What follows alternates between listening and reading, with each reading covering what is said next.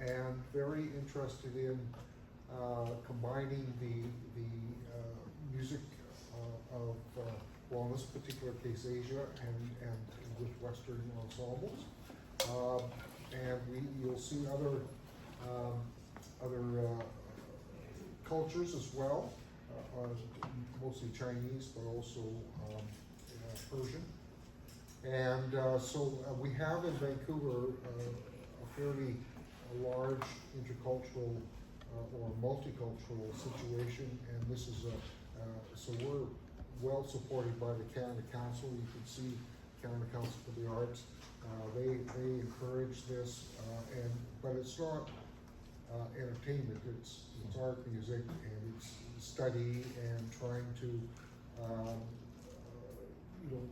make the society a little more cohesive. So there's lots of very sort of undercurrent going on, as well as the music. And over the years, we've had some lovely players, some very, very good players.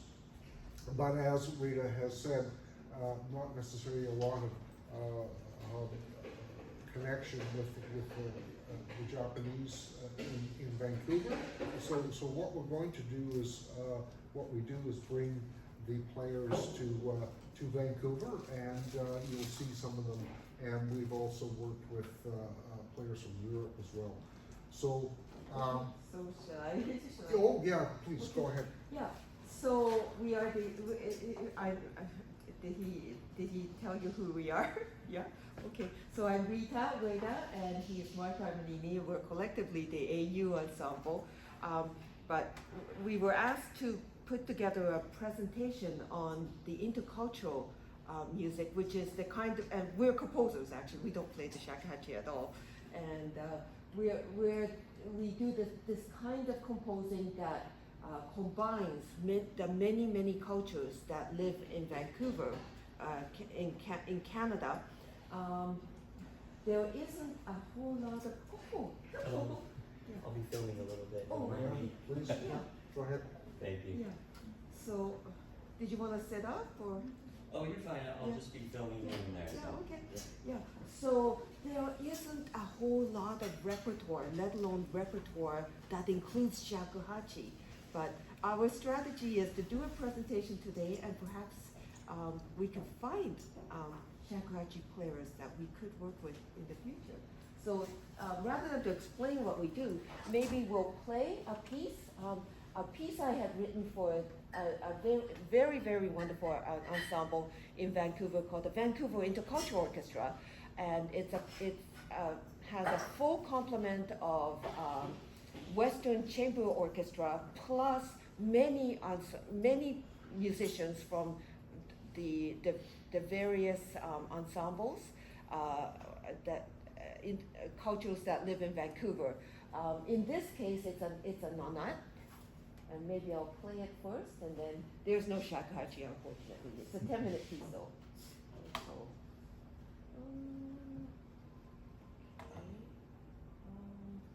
well, that's okay.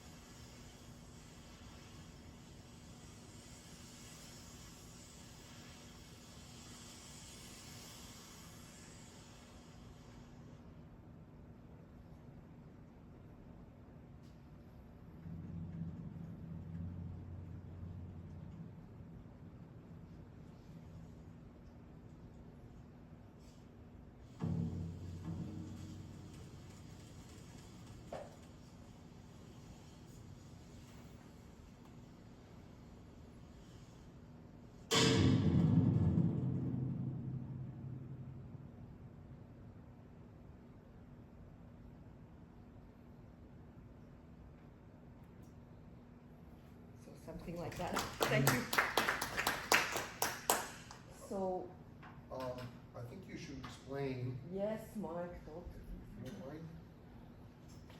So these are the 9 principal players of the Vancouver Intercultural Orchestra, and it includes that I guess he's playing the sitar in this Yes. one.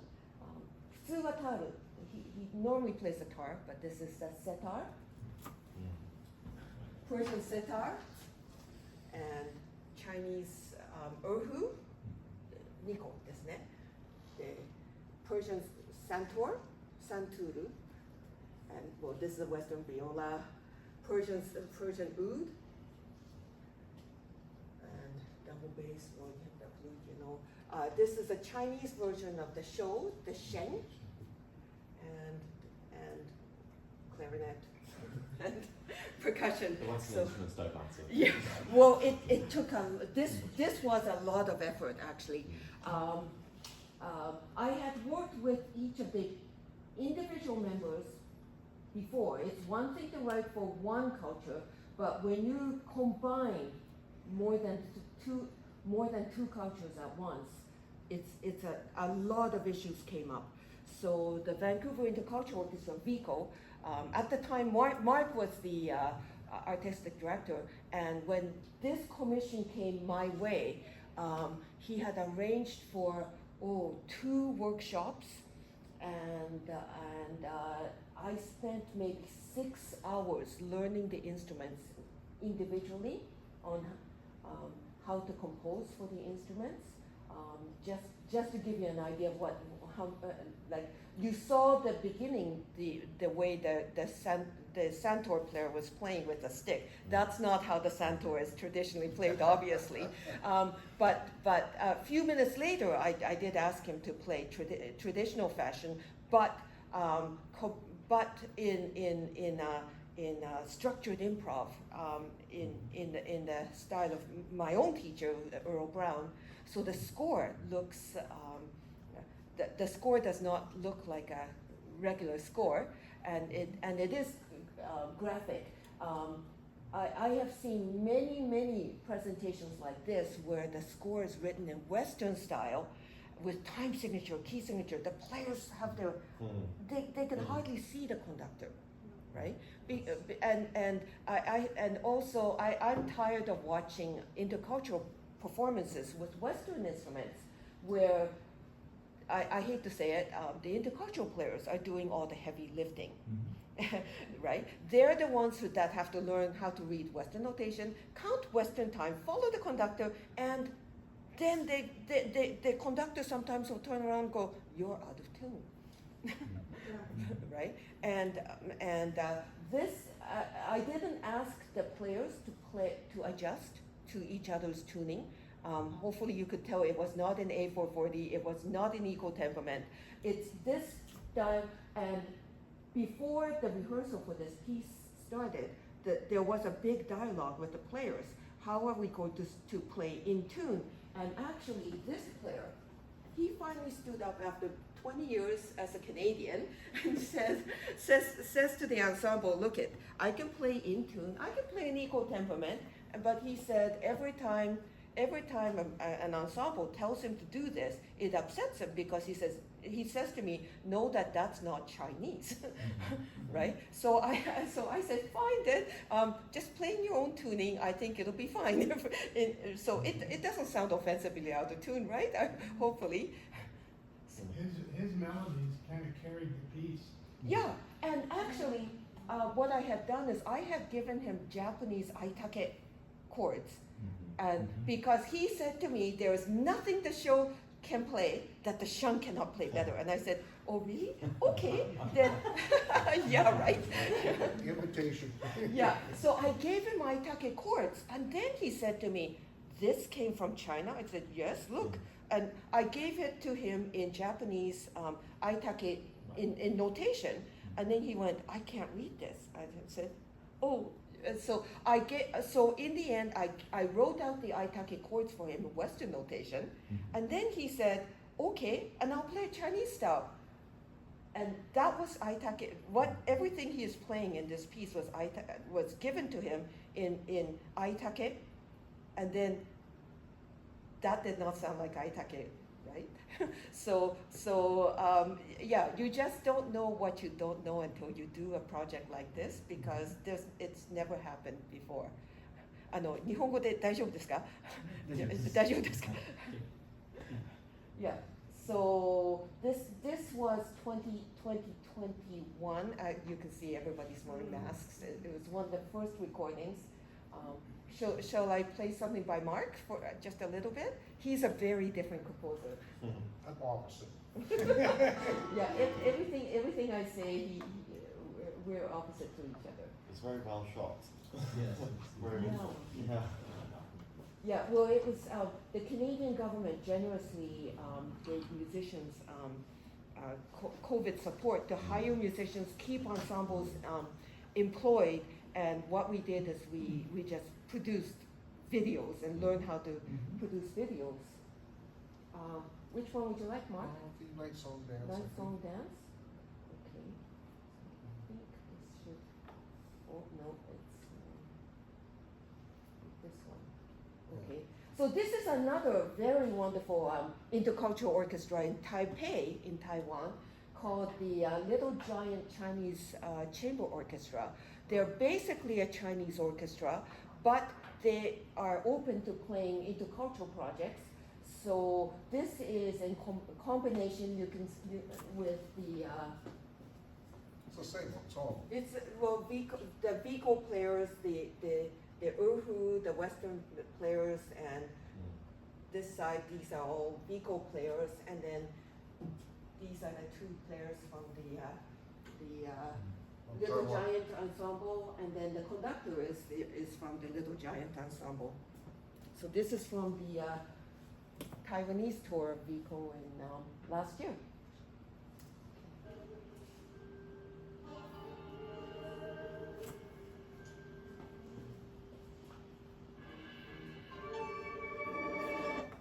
Oh, sorry.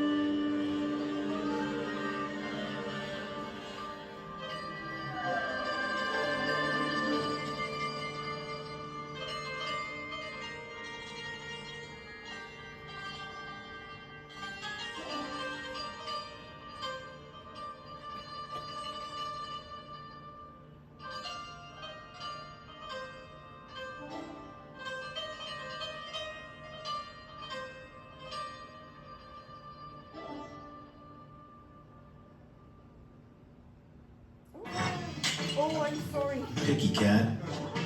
Chewy has a cat food for any cat. Chewy's here. So there's another spot. Okay. Okay, that's fine. That's fine. Got it. I didn't figure they would play an ad in the middle of a piece.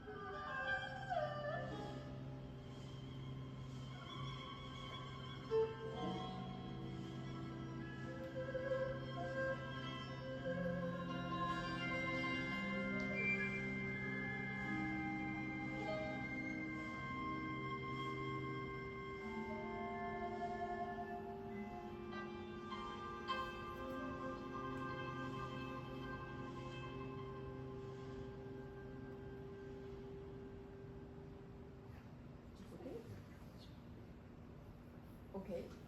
So this is, thank you. This is sort of the opposite from what Rita does, because this is fully scored. But I've been working with some of these players for 15, 20 years. So I know them each individually. They're all very different, and very different from some of their other compatriots who are, you know, the same culture.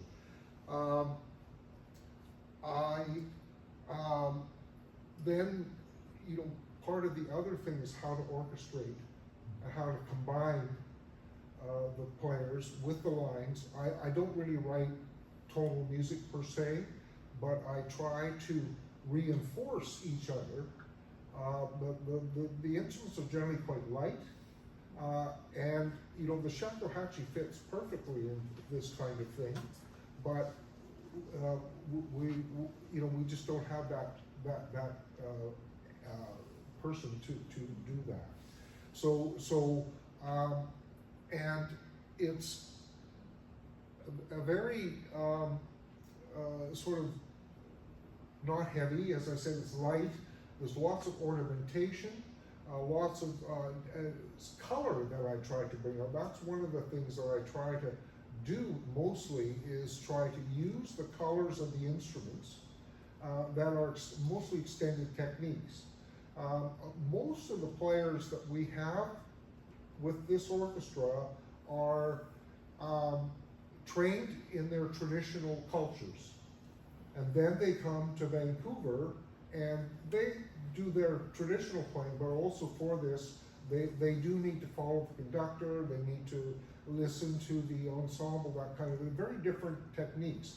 So this orchestra is now about 25 years old, and it took about almost 20 years to really make it gel and to find the right combinations of things. We have many different types of pieces, actually much larger pieces, choir pieces with choir, and so this is really a sort of an elite chamber ensemble, and this was. It's written in equal temperament, right? This one, and it's 4/4. I don't care about the equal temperament. Okay. You know, it's like they have to do what they have to do, and it sounds fine to me. So, you know, and when people say that to me, I tell them, this is more like a calligrapher's brush. It's not a straight line that's made for technical things. And that's European. This is different. So you have to accept some of these things. As Rita said, you know, do what you need to do. And so that part of it is, you know, we've worked on this for many years, as I said.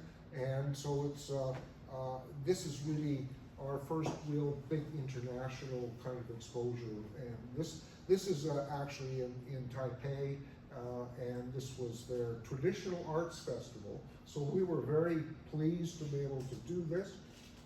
And I've had a long time association with the conductor as well. And there's lots of back and forth between Taiwan and Vancouver. So this is why it works. Okay, so shall we? Yes. Shall I show you one more Yes, thing? please. Okay, the bigger problem: how to work with the Western Symphony Orchestra, which has been a big problem, right? As composers, I remember my own teachers would come back from a really bad performance from a Western orchestra.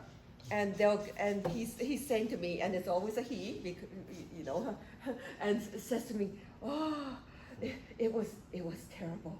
They wouldn't learn the piece, da da da da da." And I'm like, "Well, isn't there a smarter way to work these people?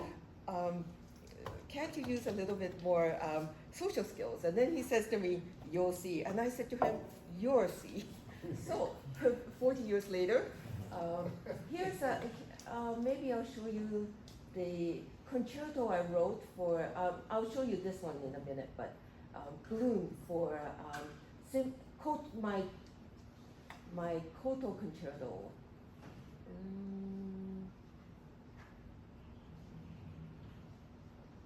Here it is. So this is with the Vancouver Symphony Orchestra, my hometown orchestra. And over the years, I have seen many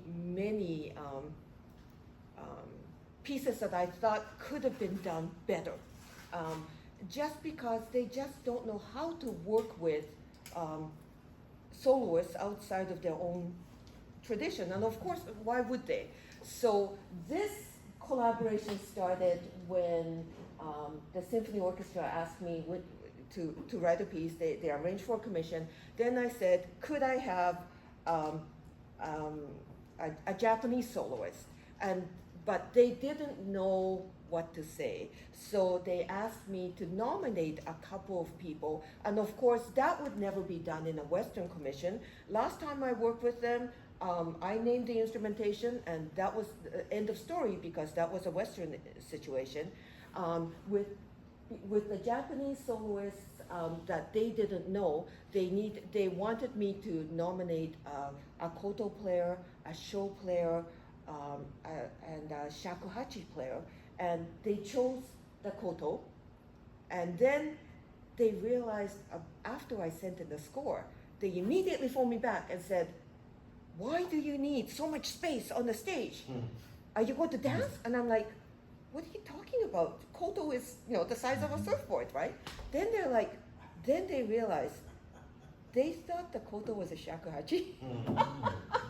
That's where we started, right? But I think that's not unreasonable for a Western orchestra even today, right? And this is in a city like Vancouver where we are the majority race in Vancouver, right? And there was just so many things that I didn't know about the organization, and I'd grown up with them. They didn't know anything about the koto. After I had a conversation with the engineer, the microphones, the engineer realized he had no idea how to mic the koto. So they actually asked me to go to Tokyo and take a lesson with an engineer. So I went to Mitsuka-san in Tokyo, and I had a whole day lesson on how to mic this so that I could show the engineers how to do this. Also, the koto part is a hybrid Japanese and Western notation. I researched with this koto player, Miyama McQueen Tokita, on how early jiuta works. So when jiuta first started, it was an improv genre where the koto was accompanying the singing in an improv fashion. That's not done anymore. So I had Miyama-san go through many repertoire with her teacher, figure out how early heterophony worked, and I created a hybrid notation for her. And then it really upsets me when an orchestra expects to play business as usual in a situation like this. So I called them up about 3 months earlier and I said, "Is it okay to have an improv?" They just assumed that she will be doing the improv. Every single person in this orchestra is doing a structured improv from beginning to end. Now, of course, to allow this to happen, there are 92 people in this orchestra. I went and visited every single one and showed them how to improvise. but it worked, it happened. So I'll show you just a little bit.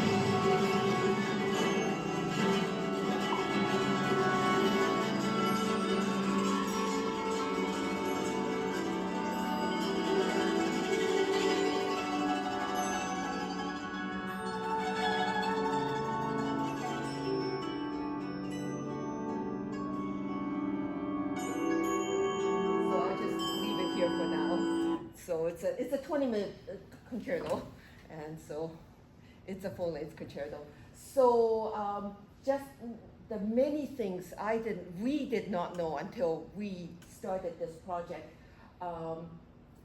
Although Miyama McQueen Tokita is a very experienced koto player, has worked with Western ensembles before. This was her very first experience with a symphony orchestra, which is a different animal altogether. So as soon as I finished the score, I booked a plane to Tokyo, and I worked, and we hired a conductor in Tokyo, and we worked on how to work with an orchestra 6 hours every day for 3 weeks to get to this level. And she is one of the best players in the Hawaii school. I wanted, this doesn't sound like a jiuta at all, mainly because it's in English. And I wanted to make a modern day jiuta based on that could only be played by this person. And what's extraordinary about Miyama McQueen Tokita is she can speak English and Japanese, both languages, without an accent. So she's able to, she's mastered all the traditional repertoire, and which is very difficult if you speak Japanese with any, accent at all. But she has no problems. And then she speaks English fluently with no accent, which I said, okay, what does it mean what is the fundamental idea behind the jiuta? So we really worked on that. And I wanted to write an English language jiuta that uses the principles of jiuta playing without sounding like jiuta. And so it was an entire year's worth of journey on her part. But for the orchestra too, they learned a lot. I don't think they figured they would be improvising at all when they first hired me to write this piece. And I think they all learned a new skill, and they all played really, really well, actually, I think. Yeah.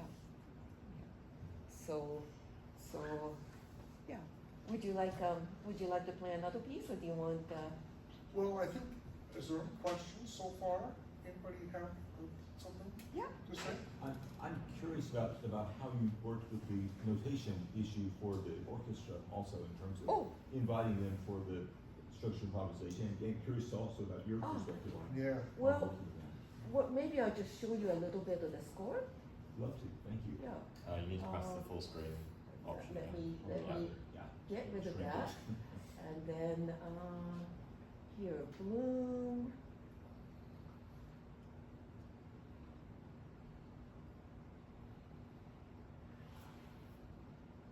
So I had studied with a composer called Earl Brown and Lou Harrison, and so this was the instrumental koto, and of course it's Western, but I didn't write it in time signature.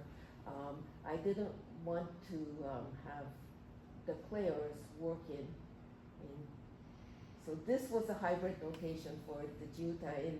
It has the melody and just the string names of the pitches, but the heterophony, I left it up to her, and we spent about a month working on how the heterophony is going to work. And What's that word? so what she is doing is if she was to just sing and play, it would be bloom, bloom, Okay. bloom, Yeah. right? But she didn't play it like that, right? Just on the first opening note, she went boom. She played that Yeah. note, and then she didn't play it on the string 8, right? Then she went bloom, right? And just on that opening note, that was a week where we worked it out, because it's not notatable, and it's not notated in the traditional repertoire too. So the bigger problem is that the purpose of a score like this is to show the conductor what to expect, and the conductor had no idea. So I spent about 5 hours with the conductor after I'd written it, explaining what he needs to do. And the orchestra, oh no, that's not the right one. Yeah, I guess I have to scroll. So almost everybody in the orchestra is playing something like this. They're all given little snippets to play, and they could jump from one to the other, boom, boom, boom, boom, boom, boom, boom, like this. And for some of the people who were uncomfortable even with this level of, it's not even an improv, it's what do you call this, aleatoric choices, right? I just said, okay, don't try to play it all, just pick two and see if we start from there, and then add another one. And some people just have to start from there, but you know, like just getting a symphony orchestra to do even a score like this, it's a big step in the right direction, right? Yeah. So yeah. Yeah. Hi. First of all, thank you for presenting the music. I'm also a composer, so yeah, I really like your piece and all of your pieces presented. I just want to ask, how do you get commissions such as this for opportunities for like, you know, being positions for writing for orchestras and, you know, get commissions and, you know, be able to like engage with all this, you know, intercultural project. So from my experience, because I also a performer, I've been experimenting with like improviser group, and I write my own chamber works, but you know, it's hard for me to imagine like writing like per se like a concerto for me to play with an orchestra without the help of an institution or, you know, foundations like that. So I just want to hear your experience on that. Okay. The larger pieces, right?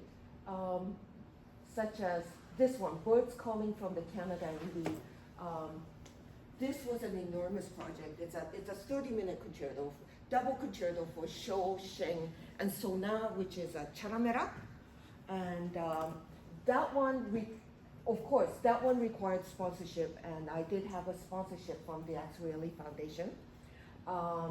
The Bloom actually was from the Hugh Davidson Foundation, and I remember Hugh Davidson before he passed away, and he used to come to the student reading session. I didn't particularly think he liked my music, but when he passed away, he left. He didn't have any children. He left all his money to a foundation to commission new Canadian works. And so after commissioning many composers, I think they maybe ran out of composers, and it was just down to us. And so they gave me a call. But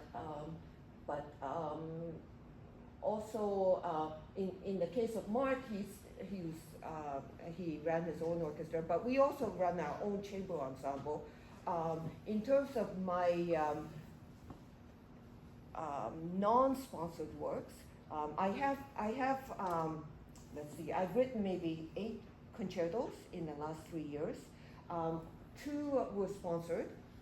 The others I had to fundraise, and it's really unfortunate that today's composer education, the business side of how to get a performance is not taught at all. Whereas my first undergraduate degree is in business. Sorry.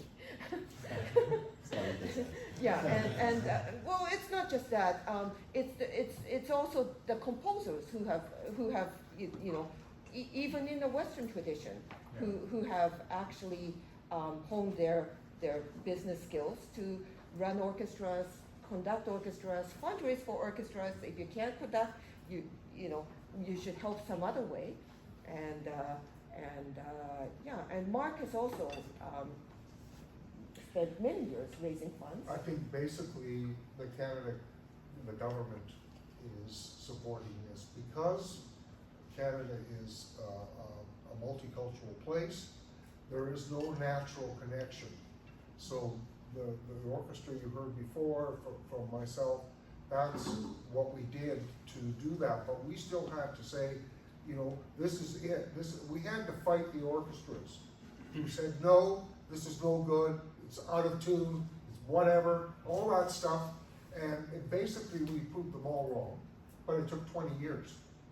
But the Canada Council, of course, has been going on now for almost 75 years. So it's well established in Canada. Canada runs like England, like the British system. And from our point of view, we're quite, in a way, a bit jealous of the US because they have a business and all sorts of different things. Because I know someone in Montana who, he doesn't have any grants. And he runs a full orchestra. He's actually had us down there to play. So these are things that you have to do. You have to be sort of managing and help. The composition is at the beginning of the process. So you have to start that. And that's how that works. And I've been doing it almost 50 years now. So this is how you get a reputation and you learn the skills, and it's talking of what they're looking for. And the government, what they're looking for is a society that talks to each other. Well, Canadian government. Yeah, well, so anyway, that's all part of what we do. And I started out very small, just 2 or 3 players and joining up with other composers. That's the other thing. It's very simple, actually. You get 5 composers, you each hire some players, and you have a concert. Yeah. Yeah, but you also have to, pay for it. So it takes a while to pull that together. Yeah. So I just put the four operas that we presented, but the 4 works were all self-presented operas, and we took our ensemble, 9-member ensemble, AU ensemble, to Amsterdam and Prague. Last December, I presented my opera in chamber opera. I Have My Mother's Eyes in Tokyo, and it takes a couple of years to raise the funds for something like this, but it's an important element that needs to be developed alongside your composing skills. Yeah. So, do you play in an intercultural ensemble? Yeah. Can you tell us? My teacher is Pauline Oliveros. Oh, and Pauline. So I studied with her. Yeah. Connections, it makes sense. And Yeah. so one of the lovely things we've found is that working with text scores opens up the issue of tuning and notation and makes it a very Yeah. natural fit. So Yes. I'm a recorder player and do computer music and married to a Shakuhachi player. And so we, well, with enough extended techniques, I can play some of the traditional repertoire. It works much better to work in this field in which we're both, in a sense, either strangers or at home. And so that the directions are moving away from the notation question, but simply following a guide. We just, in Houston, performed Pauline's 2 for T, which has pairs of opposite strategies for sounding, and each of us developed our own scores. I used a max patch to generate a random sequence, and then we interacted together, which worked very well. The audience reaction suggested it did. Oh. So that's one way we've done that. That's probably the easiest, lowest hanging fruit.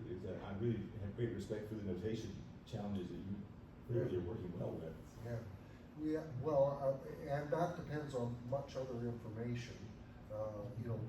Each one of these instruments, or most of them, I think, and I could generalize, they don't play chromaticism. So you have to learn how to adjust to make that happen. In other words, part of it is just bending the note, or an ornament, or some other kind of thing that will work. And so that kind of detail really helps. And I've developed my style to accommodate that. And I have other types of music as well that are more Western. But for this kind of music, it's taken me quite a while to incorporate all that in there. For instance, okay, well, yeah, so this is actually my first really original piece for Shakuhachis. And I'm, you know, I didn't have a player to actually focus on. I tell players it's like making a suit. You have to make it exactly for the player. So that it fits what they do. Is they all have different techniques, and so this is you know, after a little bit of study of out of a book, but also some arranging. I've done quite a bit of arranging with Shakuhachi and with Koto, so that I get somewhat familiar with what they do, and then I try to incorporate that. And I don't really hold back because I know I have really professionals here, so that they can deal with most of the problems. But I also had to learn, you know, the Koto notation underneath there, and that's, you know, somewhat, and through working with the Chinese, and I've worked with the Chinese for 30 years now, you know, that helps to get orientated about what you can and can't do on the instrument, that kind of thing. And so it's a gradual learning process, and I welcome that all the time. I love the sound of the instruments, and I love the extended techniques, so that all goes into my music, and I try to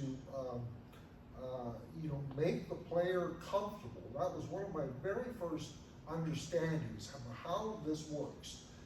If the player is not comfortable, you won't get anything. So you have to incorporate there, that's why I'm saying you have to fit it to them, and so that they are comfortable, and that part of it really is, you know, person to person. I've had people who go, I'm not doing this, people who you know, are not willing to go part way. And as I said, a lot of all the players actually have strong traditional playing. And their background, and so they have limits to what they do, but I've met lots of Western guys who have those limits as well. So you know, you sort of roll with the punches and try to present things. And as I said, that, you know, the Silk Road is a wonderful connection, and trying to you know, understand that and work with that has been, you know, sort of a modus operandi. Just to give you an idea, I just happened to be in Tokyo last week, so I rehearsed this piece for Mark with well, you'll see. This is being played at Concert B later today. It took 2 hours of rehearsal to put this together. And it looks like a simple 4/4 type piece, but you know, in intercultural music, you just never know. You just never know, right? When it's written in Western notation, you just never know until you do it. Yeah, and I understand what you mean about text scores, because I'm having a piece of mine today, and it is a text score, and I actually wrote it in Japanese, and then they wrote back to me and said, it's better to write it in good English than in bad Japanese. So yeah, it's written in English, and then they Google translated the score. But text score, it's easy. It's easier to work with than notation, depending on what you're trying to work with. Yeah. And the graphic notation you've used, for example, Yeah. for the first piece, there's always a performance practice, and how do you, well, as Pauline said, it's harder to write text scores than notation on 5 lines. But It is. how was the experience of working with the graphic notation with the players that you're using? It's personal to the people I work with. So that graphic notation you saw earlier for the sitar player, I had to work on it.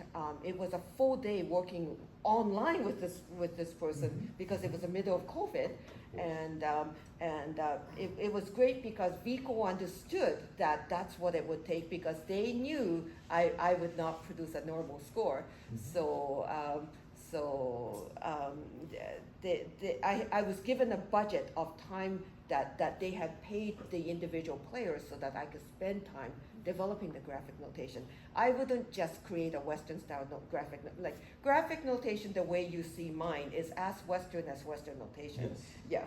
So it took a couple of hours working it out, and also the little curly things, that's also inspired by graphic notation that the sitar player had worked with before. Yeah. So I didn't just want to create something and then make the player play it. Yeah. Yeah. Does anybody else playing in intercultural ensemble? Maybe we could work together. Not I on my. wonder what's the reaction of the like per se concert goers of like music like this? Because whenever if I do it in school, it will be like people will be nice, but I can't really imagine like per se like because I flew from Boston, so I can't imagine like BSO putting up a program like this, and it will definitely surprise people. It seems to me like it's either new music orchestra or like big orchestra like traditional Beethoven orchestra. No, never had a problem. I'm going to be not so Japanese, and I'll tell you what happened. 10 minutes after Blue, I had a 10-minute standing ovation. Birds Calling from the Canada in You. It's been performed by Montreal Met, London Symphony.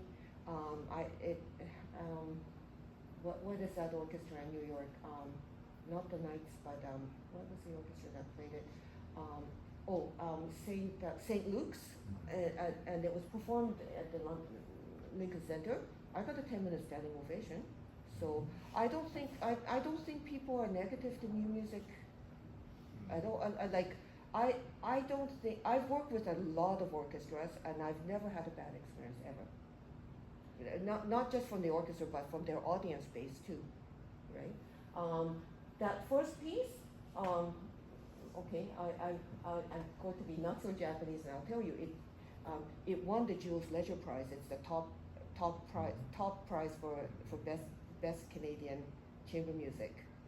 The year I wrote it, and so actually, what I'm discovering is that my score's been studied to the yin yangs by undergrads out there now, and people are copying me. So I have to find a new way to write more crazy stuff because I'm finding that in reading sessions and for the symphony orchestras that people are writing scores like mine lately. In Canada, anyways. Right? Yeah. There's lots of problems working with orchestras. The Boston Symphony is right at the top. No, it's not. Yes, it is. And so you would need to work your way out, would be my suggestion, by getting a little more bigger ensembles to work for and getting used to all that. Getting an audience for this music also has been very difficult because particular cultures don't want to go and see something, and also the way they buy tickets is very different. So you have to kind of, that's why it took 20 years to get things going. It's hard to do, and so that's sort of the background of what we've tried to do, and tried to incorporate things. But this one here, this is us trying to combine just strings, because the Persians here, they mostly improvise, and they have their tradition, and I don't like that particularly. And then of course these are 3 Chinese. We did them in 3s because that's a standard sort of getting an orchestration sound, an ensemble sound. So there's 3 Persians and 3 Iranians and 3 Chinese, and the rest are Western. And so we're trying to develop all that. And that's it takes, as I say, it takes time for all that to sort of percolate up to the symphony where they're going, oh, we need an audience, but can you pull it off? It's very, the first time I had, see, Rita's benefited from the problems that I've had, and one of the problems was I had a wonderful pipa concerto, and the Vancouver Symphony thought they could rehearse it in 20 minutes. So, it was useless. And of course, I get the crap, and the soloists get the crap, but the orchestra is, we need this, and we only have so much time, and it's all money. It's completely business. So you have to have the goods in your back pocket and whip it out really quickly, and it's very difficult to do. Especially with, as she said, players who don't have experience with orchestras. So they learned their lesson afterwards. So this was 20 years ago. So then the next commission was mine, and then they sent me a contract, and it's not this piece, but they sent me a contract. They said, we're only going to rehearse 15 minutes for your 10-minute commission piece. Make sure it's doable in that rehearsal time. And I said, okay. So I wrote it and sent it to them, and 20 years later, they remembered me, and they gave me a little more freedom with Bloom. Yeah. It's always tricky. It's and I recognize it. It's the world of orchestra has changed a lot, but it's also because people like Mark had fought them for 20 years before I came along. One of the social things that's happening in Vancouver is that very soon, within the next 10 to 15 years, it will be the first Asian city in North America. Yeah. So when you're the government, you're going, and in the symphony, how do you get these people to come to the symphony and listen to all the stuff that isn't their culture? And so you have to have repertoire, which is the other, it takes time to work it well. And so basically there's one problem after another. But at some point it's going to change.